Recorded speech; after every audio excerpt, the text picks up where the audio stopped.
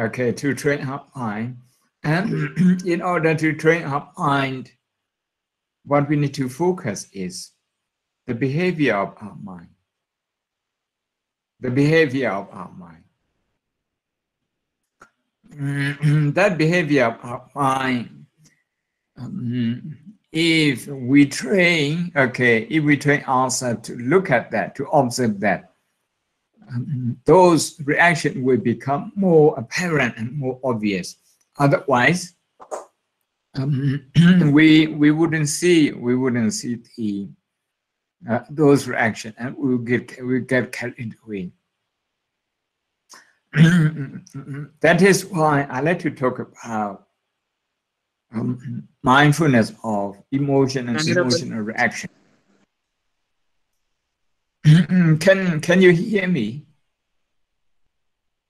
Can you hear me? Yes, Bhante, we are clearly hearing you. Yes, yes. Okay. Yes. Thank you. Yes. Thank you. Let's talk about mindfulness breathing. There are many ways of breathing, many ways of observing breathing. Anapanasati. Some people count that breathing. That's okay. Some people do not count. Instead, they observe the tip of the nose, the nostril. That's also okay. That's also okay. Some people follow breathing, okay, in and out. That's also okay. That's right. Even with counting, there are so many. There's so many ways of counting. Some people they count in and out 1, in and out 2, in and out 3, in and out 4, like this. But some people they count 1 in breath. They count 1 to 5, 1 to 6, or 1 to 7, 1 to 10, and out breath they count the same. But some people they count in reverse. Is okay. It doesn't matter whichever we count. When we observe our breathing,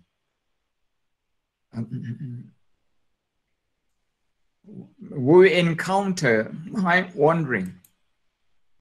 We encounter mind wandering.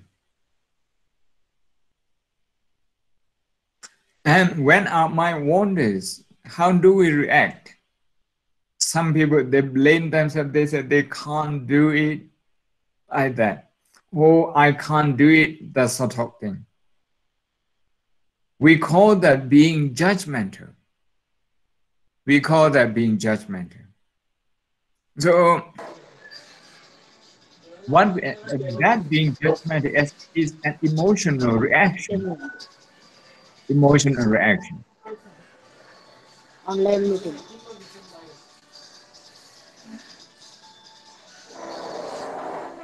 He met one professor at a university in Bangkok. He meditated when he was a student, just once. He just walked into a meditation center without instruction. He just joined a group of people meditating.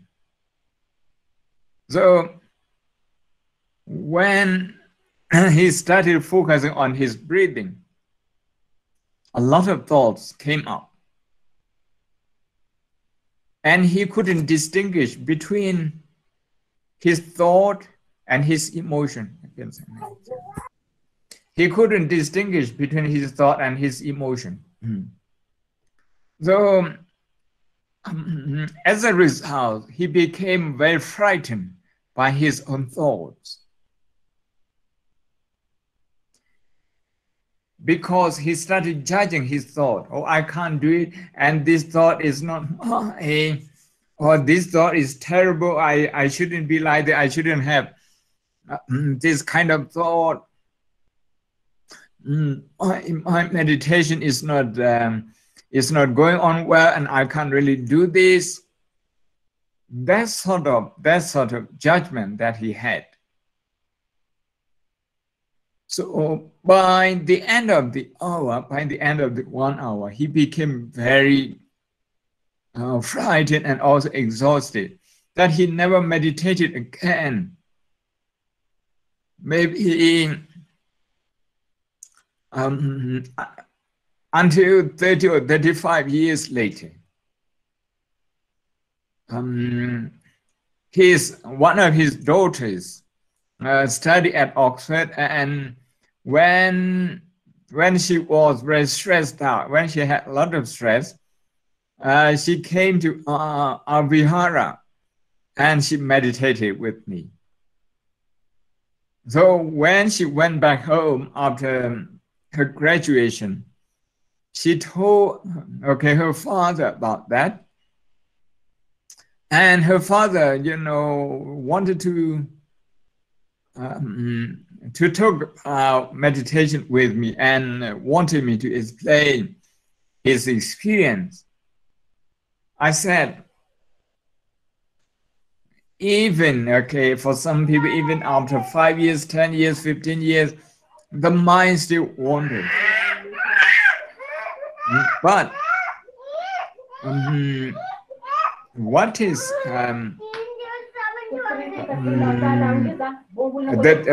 but the difference, between people, not being the difference between people, who stop and who don't stop, or who get frightened and who don't get frightened, is that some people they know that they are able to identify their emotion and accept those emotions as they are, accept their emotion as they are, and then move on and return to their breathing. Render their breathing. By this, what I'm saying is that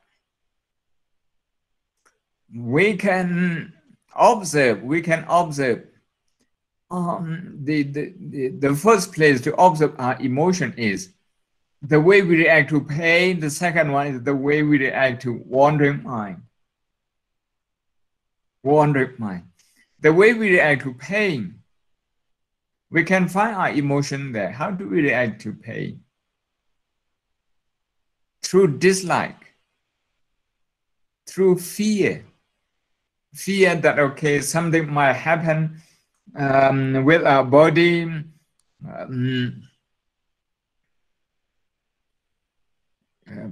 In the West, people often tell me that, my leg went dead, is dead.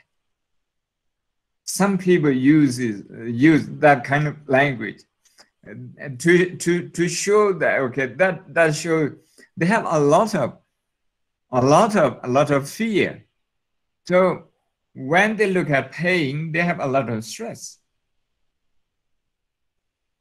When they have pain, they have a lot of stress. And that stress comes from unrealistic expectation about meditation, and also not knowing about pain. That pain is such a natural part of the body. So some people just trying to get rid of pain. Just trying to get rid of pain. Because they really dislike it. They feel very uncomfortable with that. So at the beginning, when we start meditation, maybe 10 minutes was just too long. Why it was too long? Why it seems too long? Because we have a strong dislike of pain. We almost panic whenever there's pain. Actually, pain is always part of our body. And without pain, without any amount of pain at all, our physical body is not healthy. We do need pain. We do need pain to to inform us, okay, the state of our health, our physical health. Sometimes we really, sometimes we sit too long, sometimes we don't drink enough water, sometimes we don't have exercise. And when that happens, the physical pain will inform us that our lifestyle is not healthy, that we need some physical exercise. But sometimes it's not the physical part, it's the emotional part. It's the habit of reaction, the habitual reaction to the pain. Okay, to the pain. That increases the pain. So by observing the pain during meditation, today what I would like to encourage you is to look at not just the physical pain, but also the mental pain, the psychological pain. Something like frustration. Frustration is an emotion. You become also impatient when pain persists, and that impatience is also an emotion. So we need to understand emotion in the widest possible sense, in the widest possible definition. Then what do? We need to take those psychological pain as our meditation objects. We shouldn't run away from them. Instead, we should work with them. We should work with those psychological pain.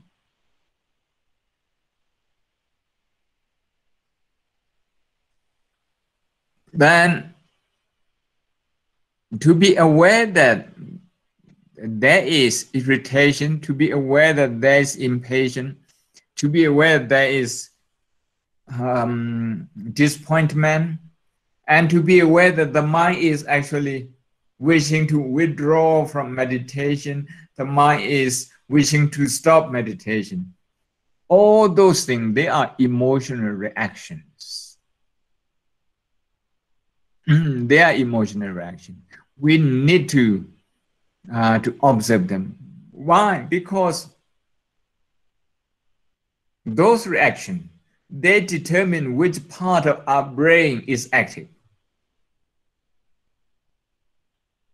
If we're trying to get rid of pain, if we're trying to run away from pain, we look at pain very negatively, then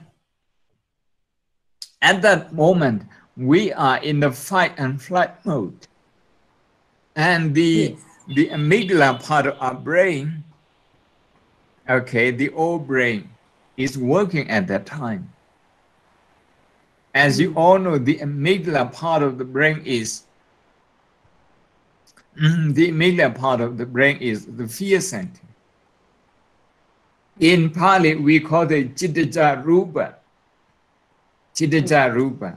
because of the negative emotion, because of the consciousness that is functioning with dosa, with anger, with aversion. The backside of the brain, which is the amygdala part of the brain, is working. So in order to change our brain, okay, from being active with the amygdala to being active with the prefrontal cortex, we need to observe, we need to recognize emotional reaction and work with them. If we work with them, the negative emotion will be less. Because when we are mindful of irritation, that mindfulness is not irritation. I hope you get me. When we are disappointed, and if we are aware, if we are mindful of that disappointment, here there are two parts. One is disappointment, which is the object of meditation or cittanupassana.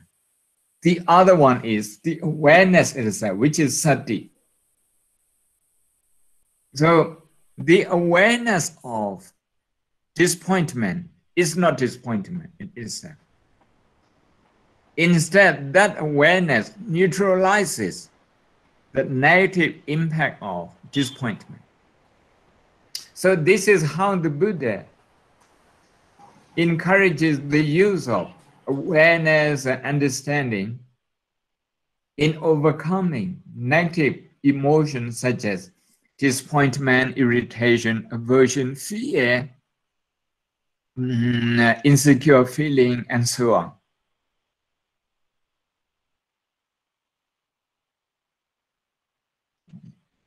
Psychologists, they call this cognitive therapy, cognitive training.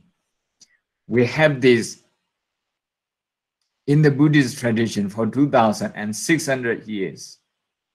2,600 years. We have this. That is why if we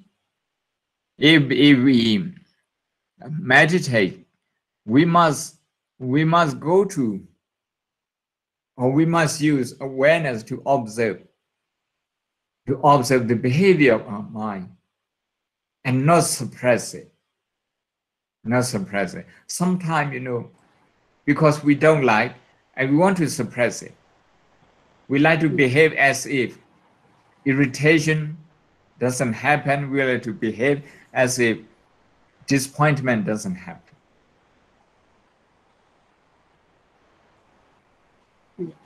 If we return to the Four Noble Truths, the central teaching of the Buddha, Cattari Ariya Satchani, the Buddha said, we need to observe and work with dukkha, the first noble truth. We need to work with that. Yes. So if frustration comes up, if irritation comes up, we need to observe it. We need to accept it. We need to acknowledge that.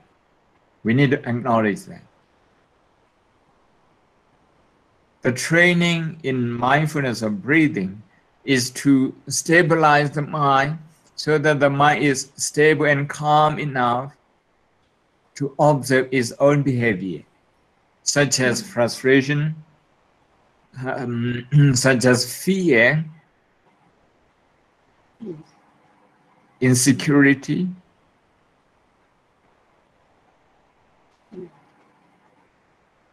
and that. But the more we observe, the deeper, we come to see our own habit.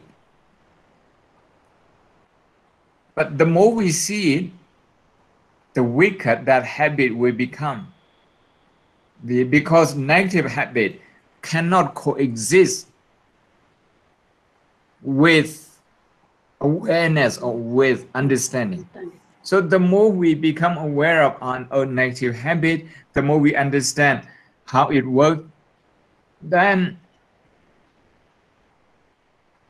the less opportunity that the negative habit will stay on. Only the positive habit, can exist with awareness and with understanding. This is, shall we say, Isat Dhammasavana Nandano, is the eternal law. Yes. Eternal law, the psychological law. Yes. Or Citta Niyama. Yes. Chitta Niyama. Yeah.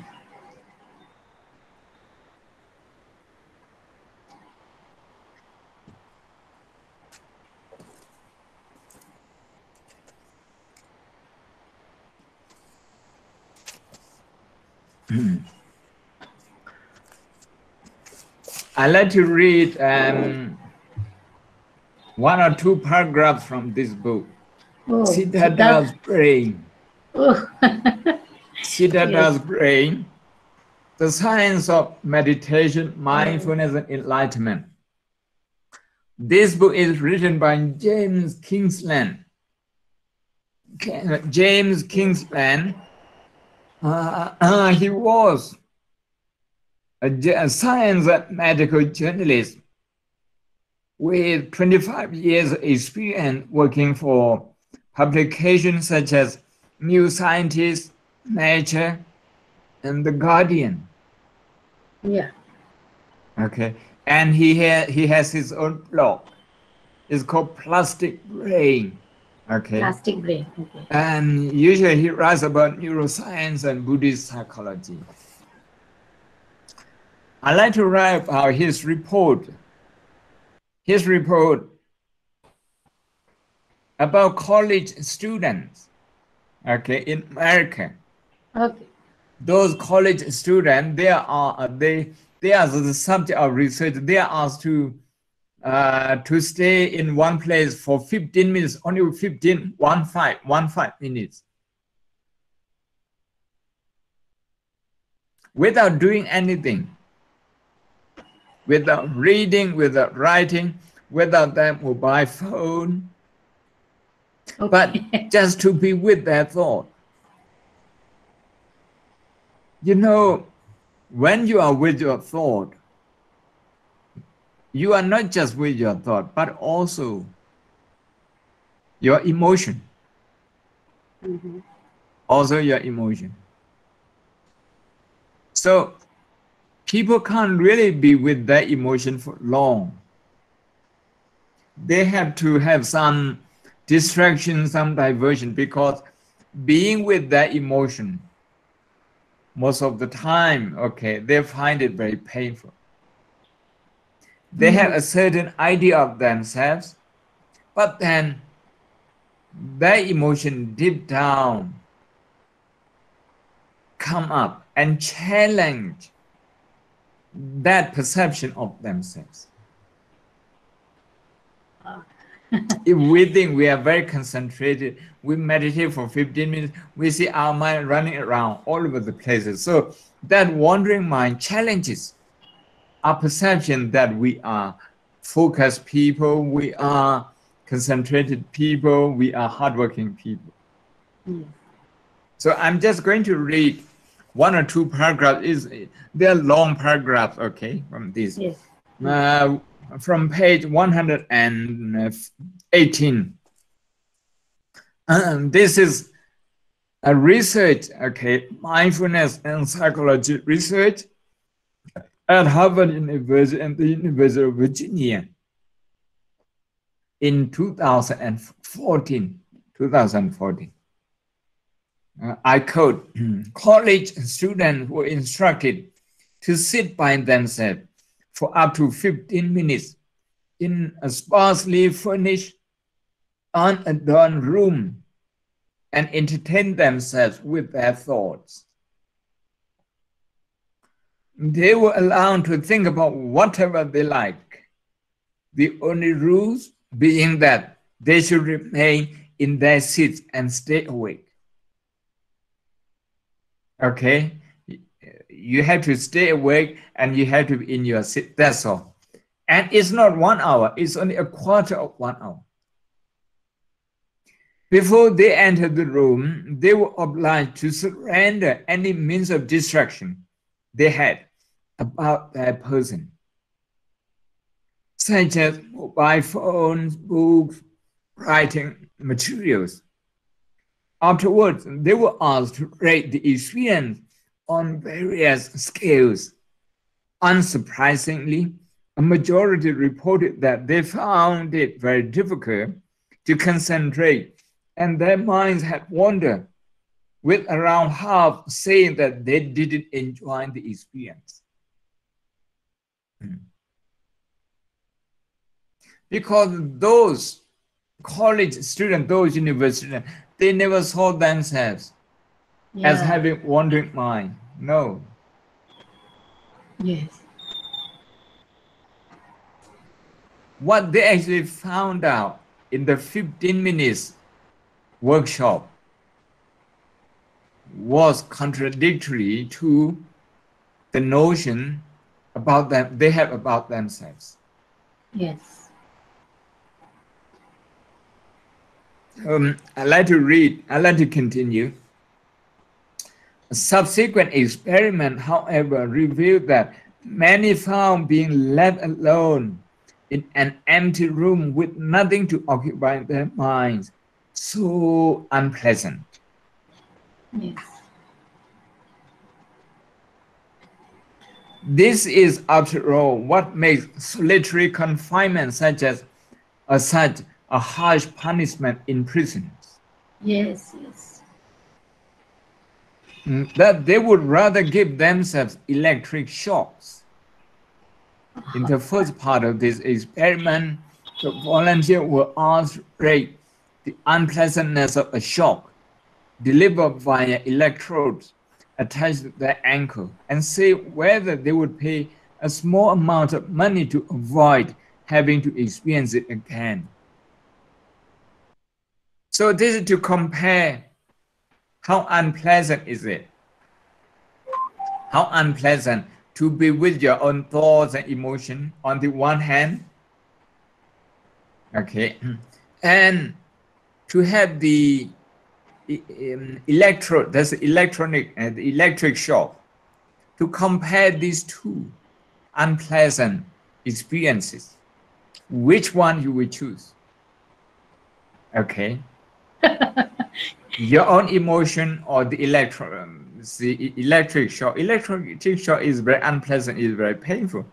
Yes. Okay, I'd like to continue.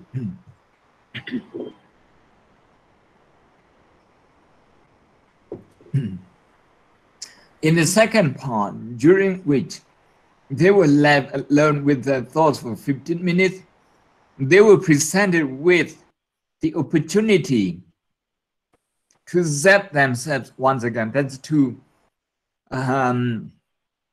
use the electric shock once again.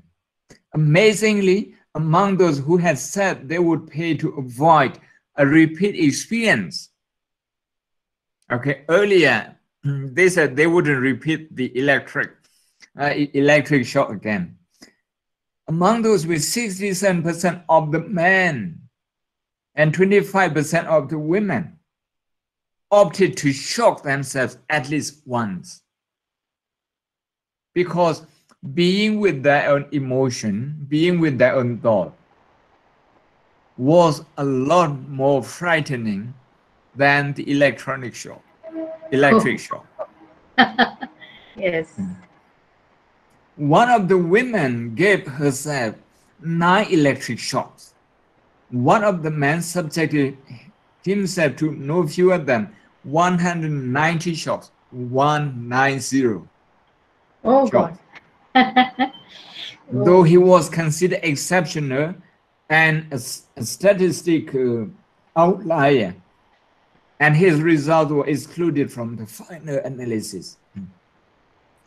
In their report for the journal Science, the researchers write, I quote, "What is striking is that simply being alone with their own thought for 15 minutes was apparently so aversive." That's dosa. Yes. Okay. Dosa. So aversive that it drove many participants to self-administer an electric shock that they had earlier said they would pay to avoid.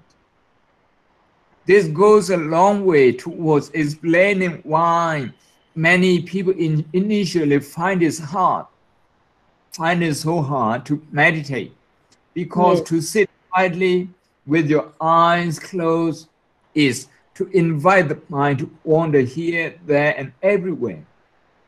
In a sense, that is the whole point. We are simply learning to notice when this has happened, when the wandering has happened. So the frustrating realization that your thoughts have been straying yet again is a sign of progress than failure. I like to start reading the passages here. So when our mind wanders, Yes. when we cannot cope with the physical pain, that experience is certainly unpleasant. Yes. But the Buddhist meditation is not to run away from this unpleasant experience. Instead, to look at how our mind reacts to this unpleasant experience. Yes. And this is what we say, anupassana. Kaya anupassana, Vedana anupassana, Chitta anupassana, Dhamma anupassana. Is anupassana. Yes. Is observation. Observation it's not just to observe the calmness, the concentrated mind, the peace that we experience during the short meditation. Not only that, but also the negative emotion, negative reaction. And we shouldn't be judging good or bad. We shouldn't judge.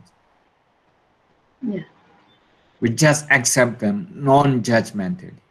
This non-judgmental observation, non-judgmental mindfulness is very important in Satipatthana meditation.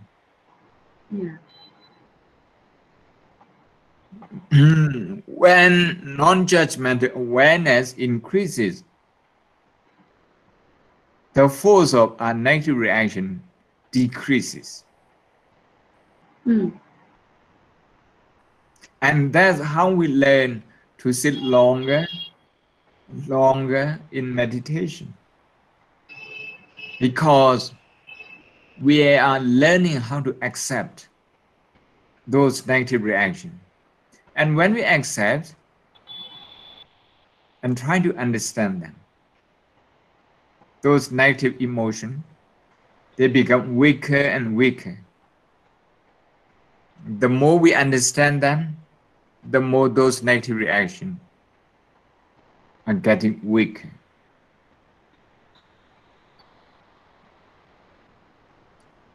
Not just in meditation actually, but also in daily life. When we eat, when we travel, when we check, okay, Facebook, whenever we have negative reaction, we need to work with them. We need to work with them.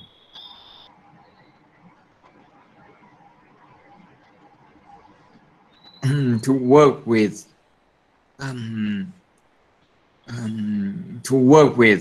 our negative emotion. So I think I have spoken long enough. I just would like to show you one more book before we go. This book, Auto Traits. Okay. Science reveals how meditation changes your mind, brain, and body.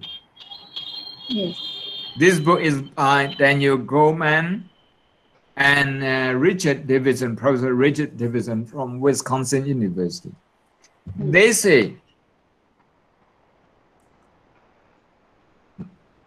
meditation, or rather mindfulness of our emotion, what they call EQ, or emotional intelligence.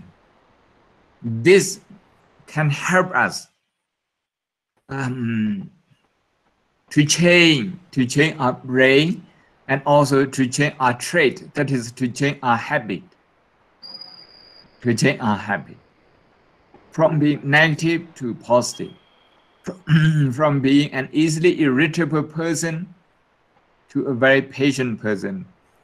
From somebody who easily explodes to somebody who is calm and peaceful in the face of Yes. pressure, stress, such as exams, such as a challenging workplace, like that. Yes. So I think, Dr. Yojana, we stop here. And if you have any question, I would be very happy to answer 2 or 3 of them. So thank you, Bante, and we are really very grateful. And the psychological aspect, of that meditation is very important. As I keep on telling our students, not the Okay. only the when we learn the suttas of the, but Buddha was very clear about what he means by dukkha, how to understand dukkha, and how to come out of it. The whole process is very important, and if we people don't know about this, they are scared of pain, as you said. Yeah, Mm-hmm. and I Yeah, really yeah. liked when you said that, okay, there has to be pain, otherwise we don't know that we are, we are alive, basically. We are, Yes, yes, yes, yes, yes, we yes. have to have pain to know that we are alive. Yeah, and then Yeah, we can yeah, yeah, actually come out of it. So thank yeah. you so much, Bante, Thank and you, thank you, yeah, thank we are you, thank really you, grateful. And thank Bante, you. kindly bless all my students, please. Okay, okay, okay. Yes, Bante. Yes. Bhagavati Sabba Mangalang Rakhantu Sabba Devata Sabba Buddha Nubhavena Sabba Dhamma Nubhavena Sabba Sangha Nubhavena Sata Suti Bhavantu Te.